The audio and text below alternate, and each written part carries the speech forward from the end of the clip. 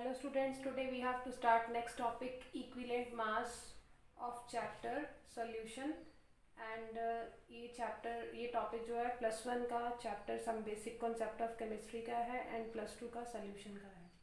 So for normality we have to discuss this equivalent mass. नॉर्मेलिटी एक topic है, उसके लिए हमें इक्विवेलेंट मास एंड ग्राम पर इक्विवेलेंट ये दो टॉपिक पहले करने पड़ेंगे. सो इक्विवेलेंट मास इसका फॉर्मूला क्या है? मॉलिक्यूलर मास, या फिर ये भी कह सकते हो आप molecular weight and molar mass divide by valency factor which is represented by capital X. So equivalent mass को कैसे सॉल्व करते हैं? Molar mass divide by valency factor. So सबसे पहले हमारे पास तीन टाइप के सब्सटेंसेस होते हैं, एसिड्स, बेसिस एंड सॉल्ट्स. जो एसिड्स हैं पहले उनके बारे में पढ़ते हैं. एसिड्स क्या होते हैं आपको पता है, उनमें कौन से आयंस प्रेजेंट होते हैं? H positive ions. उनमें एसिड्स में क्या होती है? कैपेसिटी होती है, एबिलिटी होती है इलेक्ट्रॉन्स लूज करने की. अगर वो इलेक्ट्रॉन लूज करते हैं तभी उनके ऊपर पॉजिटिव चार्ज आता है. और एसिड्स का मतलब क्या होता है? उनमें कौन से आयंस प्रेजेंट होते हैं? H positive ion. For example करते हैं इक्विवेलेंट मास, एग्जाम्पल करते हैं sulphuric acid. So the equivalent mass of sulphuric acid, sulphuric acid का फॉर्मूला क्या है? H2SO4. इसका इक्विवेलेंट मास कैसे सॉल्व करेंगे? इसके लिए फॉर्मूला क्या है? Molar mass upon valency factor. तो मोलर मास सल्फ्यूरिक एसिड का सॉल्व करेंगे, वैलेंसी फैक्टर इसका सॉल्व करेंगे. सबसे पहले फर्स्ट टर्म चाहिए हमें. जब भी आपने इक्विवेलेंट मास सॉल्व करना है सबसे पहले मोलर मास सॉल्व करें. तो मोलर मास जो है वो कैसे सॉल्व करेंगे सल्फ्यूरिक एसिड का, ये आपने पढ़ा हुआ है 9th-10th में. H2SO4 मोलर मास के लिए चाहिए आपको atomic masses. So the atomic mass of hydrogen 1, sulphur 32, oxygen 16. So molar mass कैसे सॉल्व करेंगे? हाइड्रोजन के नंबर्स ऑफ एटम्स हैं 2 multiply by atomic mass 1 plus sulphur के numbers of atoms 1 multiply by atomic mass 32. Oxygen के numbers of atoms कितने यहाँ पे 4 है multiply by atomic mass 16. So which is 2 1 2, 32 1 32, 16 4 64 और इन सभी को आप प्लस करोगे आंसर आएगा 98.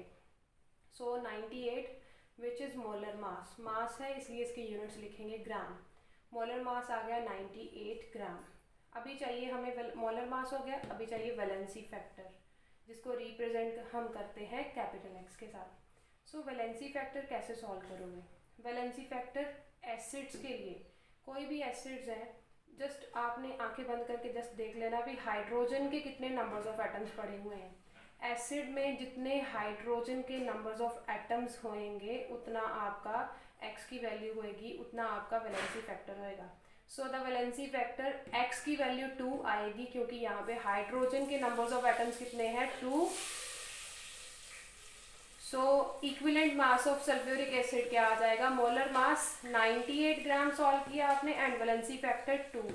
सो इसको सॉल्व करोगे तो क्या आएगा? 98 डिवाइड बाय 2 विच इज 49 ग्राम.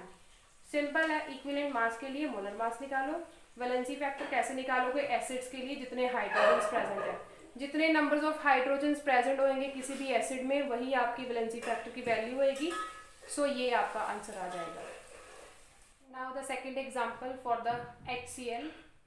तो HCl which is also one acid, तो इसका इक्विवेलेंट मास कैसे सॉल्व करेंगे? Formula is same, molar mass upon valency factor. So HCl के लिए सबसे पहले मोलर मास निकालते हैं, फिर वैलेंसी फैक्टर, फिर दोनों को डिवाइड कर देंगे. So the molar mass of HCl, how to find? Atomic mass of hydrogen 1, chlorine is 35.5. तो यहाँ पे पुट करेंगे. हाइड्रोजन 1 है 1 इंटू एटॉमिक मास 1, क्लोरीन 1 है 1 into 36.5. So the atomic mass of the hydrogen which is 1, chlorine is 35.5. Molar mass कैसे solve करोगे? Hydrogen 1 multiply by 1 plus chlorine 1 multiply by 35.5. तो इसको सॉल्व करोगे आपका आंसर आएगा 36.5 gram which is molar mass. So the valency factor of the HCl. HCl में आपको मैंने बताया है एसिड्स में जितने नंबर्स ऑफ एटम्स किसके होंगे? हाइड्रोजन के, उतना ही आपका वैलेंसी फैक्टर होएगा. सो यहाँ पे हाइड्रोजन के नंबर्स ऑफ एटम्स कितने हैं? 1. सो the valency factor for the HCl which is 1. So equivalent mass of HCl कैसे सॉल्व करोगे? मोलर मास आपने सॉल्व किया 36.5 डिवाइड बाय वैलेंसी फैक्टर आपने सॉल्व किया 1. So 36.5 gram divided by 1, so which is 36.5 gram. So this is your equivalent mass of HCl. Now for the bases. Acids का मैंने आपको बता दिया, उसमें hydrogen H positive ions present होते हैं, बेसिस में OH negative ions. Bases those have capacity to gain electrons, and bases के ऊपर जो भी चीज़ है, कोई भी ऐसा सब्सटेंस है जो इलेक्ट्रॉन गेन करता है, उनके ऊपर क्या चार्ज आता है? नेगेटिव. और बेसिस की जो पहचान है, आइडेंटिफिकेशन है, which is OH negative ions. Okay, so example हम करते हैं. First is H3PO3. H3PO3 का हमने इक्विवेलेंट मास सॉल्व करना है, तो फार्मूला सेम रहेगा, molar mass upon valency factor which is represented by capital X. सबसे पहले मोलर मास तो इजीली आप सॉल्व कर लोगे. Molar mass of H3PO3, hydrogen, atomic mass of hydrogen 1, phosphorus 31, oxygen 16. So 3 multiply by atomic mass 1, phosphorus यहाँ पे 1 है, 1 multiply bye 31 plus oxygen 3 multiply by 16. So which is 3 1 3, 31 1 31, 16 3 48, so which is 82. so which is molar mass. molar mass आपका आया 82. अब रह गया term यहाँ पे वैलेंसी फैक्टर. तो वैलेंसी फैक्टर आप कैसे सॉल्व करोगे H3PO3 की? मैंने एसिड्स का बताया था, जितने हाइड्रोजन्स प्रेजेंट होते हैं वही आपका डायरेक्ट आप वैलेंसी फैक्टर लिख दोगे, बट बेसिस का थोड़ा चेंज है. बेसिस में देखो, जो सेंट्रल एटम है वो कौन सा है? फॉस्फोरस, जिसके साथ कोई और, मतलब ये कह सकते हैं फॉस्फोरस सेंट्रल एटम इसलिए है क्योंकि वो सिंगल पड़ा हुआ है, ठीक है. और उसके साथ हमने 3 हाइड्रोजन्स लगाने हैं और 3 ही ऑक्सीजन लगाने हैं. सबसे पहले फॉस्फोरस के साथ 3 ऑक्सीजन लगा देंगे, एक डबल बॉन्ड बनेगा, 2 सिंगल बॉन्ड बनेंगे. और ये कैसे इसकी स्ट्रक्चर बनी है ये आप जाके चैप्टर 3 पढ़ोगे, स्ट्रक्चर ऑफ एन एटम के बाद वाला चैप्टर आएगा केमिकल बॉन्डिंग, उसमें आपको ये टॉपिक आएगा.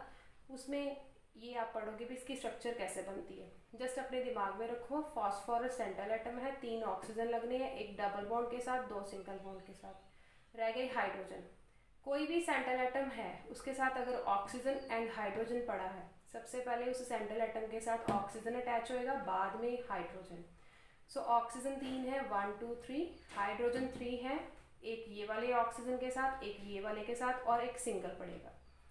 सो यहाँ पे वैलेंसी फैक्टर आप कैसे सॉल्व करोगे बेसिस के लिए? आपने चेक करना है OH ग्रुप कितने यहाँ पे, OH ग्रुप कितने यहाँ पे? 2.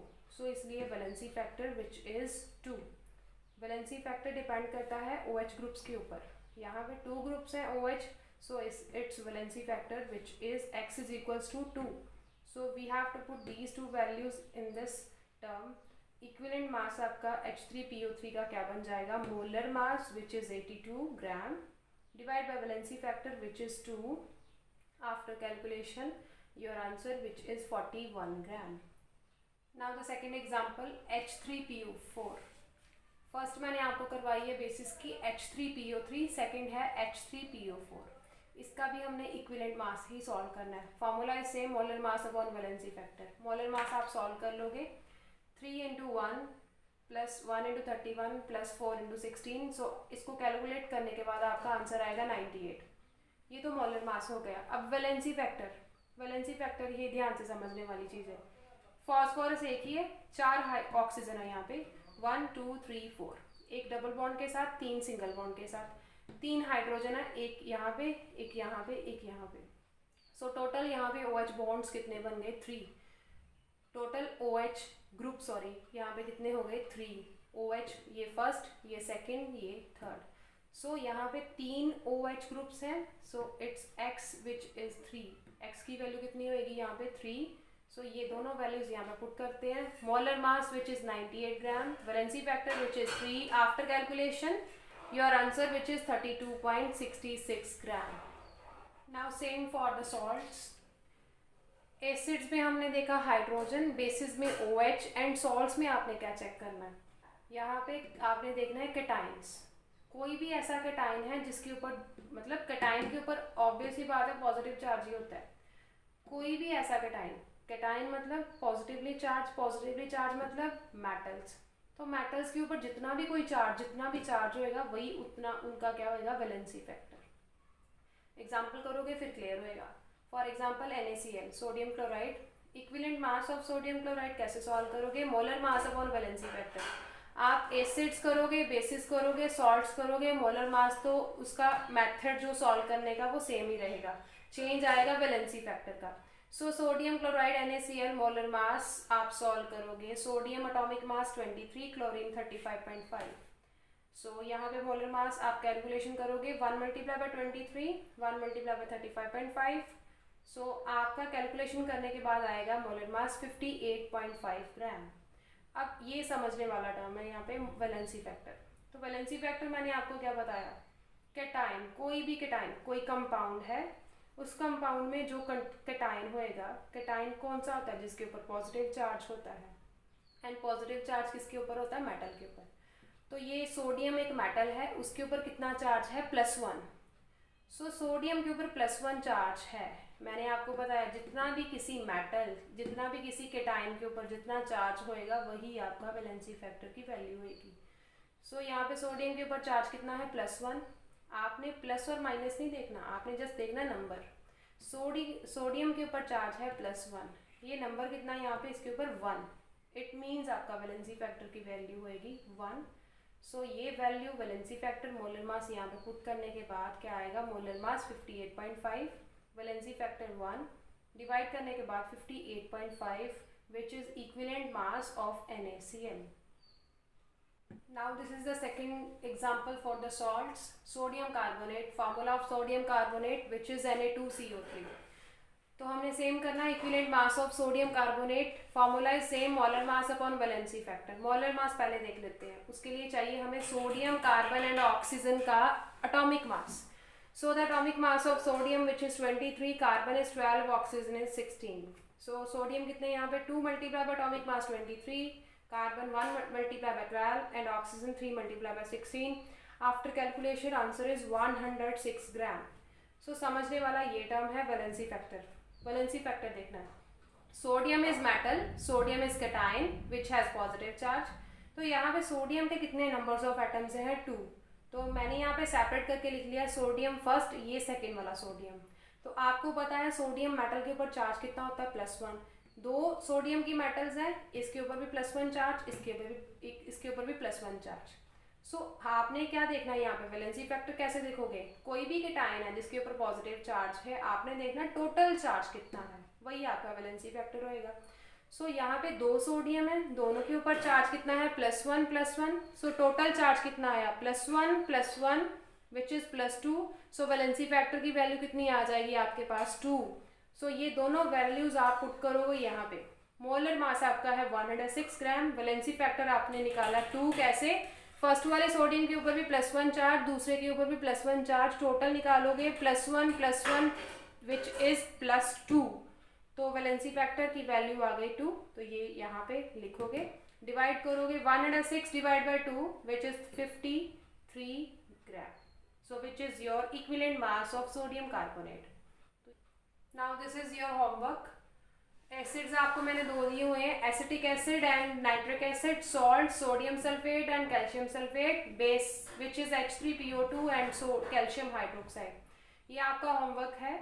आज के लिए इतना ही। सो मिलते हैं नेक्स्ट वीडियो में नेक्स्ट टॉपिक के साथ। एंड नेक्स्ट टॉपिक आपका क्या है, ग्राम पर इक्विवेलेंट। तो अगर आपको कोई डाउट होएगा तो आप मेरे से आप कंसर्न कर सकते हो। सो स्टूडेंट्स मिलते हैं नेक्स्ट वीडियो में।